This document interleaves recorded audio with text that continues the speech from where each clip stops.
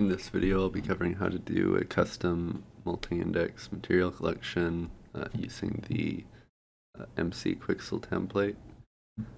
So the first thing we're going to do is just get some new textures. I'm just going to create a textures folder. And then I downloaded some textures from Quixel. So I'm just going to drag in the maps I need. Now, those loaded in, I'm going to go back to the Voxel folder, and I'm going to hit the search on the MC Quixel material collection, and then we're going to duplicate it.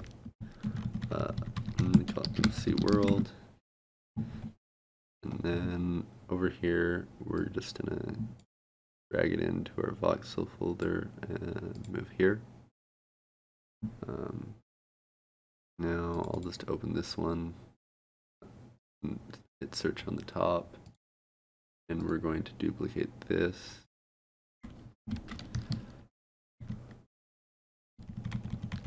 Let's call it gravel. And then I'm just going to drag that into our Voxel folder too. So now let's open this, and I want to replace it with the MI. I'm going to replace it with the one that we're going to edit.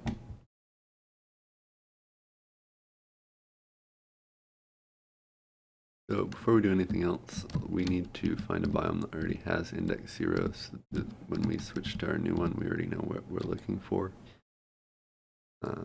Just going to drag the material collection in. And now we're going to edit MI gravel.